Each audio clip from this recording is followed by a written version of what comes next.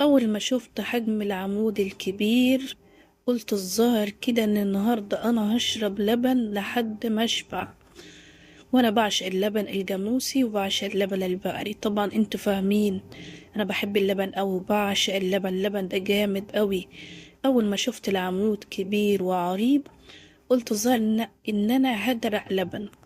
وفعلا في يوم من الأيام يا حبايب قلبي رحت أشتري يعني شوية حاجات من السوبر ماركت اللي جنبنا. كان في واحد شاب يعني عنده حركة 25 سنة 26 سنة، بس عليه حتة عمود ما حصلش كبير جدا. معرفش هو بيعلف ولا بيأكله معاه بالظبط ولا ايه راح يطلع كده على السلم، يروح يجيب لي السمنة من فوق. كنت في اليوم ده هشتري سمنة. هو طالع كده كل حاجة بانت، كل حاجة كانت كبيرة وعريضة، وقلت النهاردة هشرب لبن وهشبع لبن. بجد كانت لحظة خرافية. قصة النهاردة جميلة جدا وحلوة جدا وجامدة جدا، وصدقوني لو سمعتوها هتستفيدوا أو منها. بتمنى تنزلوا إعجاب، اشتراك، علشان نوصلكوا كل جديد. يلا بينا نبدأ قصة النهاردة مع بعض. أنا اسمي سحر، عندي 25 سنة. المهم عايشة في منطقة، طبعا منطقة على قد حالها. وأروح دايما بشتري طلباتي من المدينة ومن السوق، بس لما تكون طلبات يعني عادية زي سمنة سكر زيت معرفش ايه. ففي دكاكين جنبنا وسوبر ماركت وكده بروح اشتري طلباتي منه. في اليوم الموعود ده رحت اشتري يعني علبة سمنة. كنت عاملة شوية بسكويت. حصل معايا موقف غريب جدا وعجيب جدا هقولكوا عليه دلوقتي، ولكن بتمنى يا جماعة تركزوا معايا في القصة دي. عشان القصة دي حلوة جدا وجميلة جدا وهتعجبكم قوي. تمام يا حبايبي؟ المهم يا حبايب قلبي، لما خدت الفلوس روح علشان اشتري علبة السمنة طبعا. وزي ما قلت لكم فهمتكم ان انا كنت في اليوم ده ناوي اعمل بسكويت يعني بالماكينة وكده. واحيانا بعمل طعمية، واحيانا لو عندي شواية وكده بشوي حاجات، بشوي لحمة مش عارف ايه. الحاجات الحلوة اللي انتوا طبعا فاهمينها وعارفينها يا حبايب قلبي.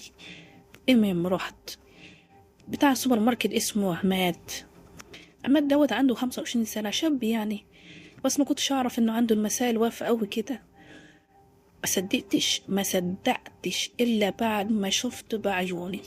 وبعد ما شفت انبهرت، اتجننت بجد. تهوسني جنني صراحة. كانت الحاجات عنده حلوة قوي وجميلة قوي وجامدة قوي. قلت له صباح الخير. كانت الساعة 11 الصبح. قال لي صباح النور. قال لي عايزة ايه اقدر يعني اجيب لك ايه؟ قلت له انت عندك الخير كله. قال لي ربنا يخليكي. عايزة ايه؟ قلت له بصراحة انا عايزة سمنة، عايزة علبة سمنة. قال لي عايزة علبة سمنة. قال لي تمام. قال لي من اللي فوق ولا اللي تحت؟ طبعا وقتها يا حبايبي كان في نوعين من السمنة. نوع في الأرفف فوق، ولازم علشان يطلع كان لازم يركب سلم عشان يقدر يجيبهولي، لأن المحلة كانت طول شوية فوق. ونوع تحت الصغير.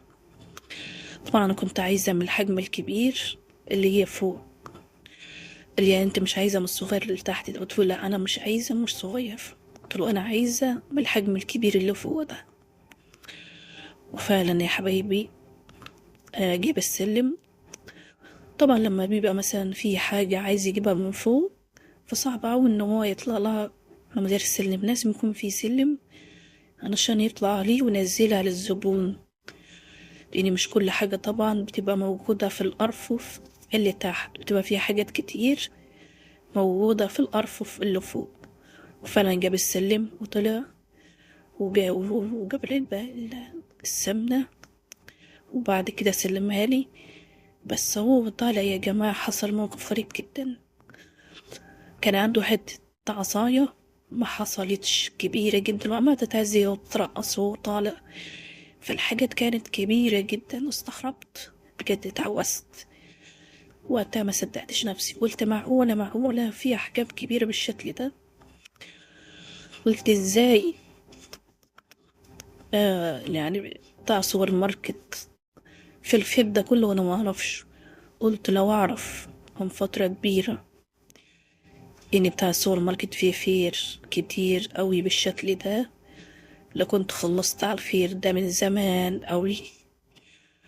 يعني بصراحة زي ما قلت لكم، انا بحب لبن الجاموس ولبن البقري طبعا انتوا فاهمين، بحبه قوي. حد في الدنيا يكره اللبن؟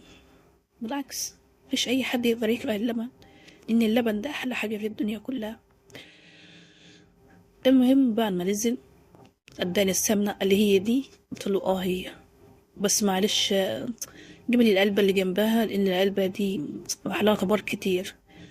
انا بالعاني قلت له كده عشان كنت عايزاه يطلع مرة تانية عشان اشوف المسائل اللي واقفة عنده. قال لي تمام. طلع مرة تانية. في المرة التانية بجد ما بقيتش قادرة خلاص، صراحة كان الحجم كبير جدا. نزلت قلت له اه هي دي. المهم اديت له الفلوس، وما اديت له الفلوس خدت السمنة ورجعت. في اليوم ده عملت البسكويت، وبعد ما عملت البسكويت وانتهيت منه، بعدها بساعتين روحت تاني. قلت له على فكرة السمنة بتاعتك حلوة جدا وجميلة جدا، ويعني بصراحة أحلى سمنة شفتها في حياتي واخدتها. قلت له أنت أساس. وقتها يا حبيبي كنت عايزة أفتح معاه موضوع، يعني لازم أفتح معاه موضوع كلام عشان عايزة أوصل للفير اللي عنده، عايزة أتعامل مع الفير اللي عنده. كان لازم أفتح معاه موضوع علشان اخد الخير اللي عنده ونتعامل مع بعض.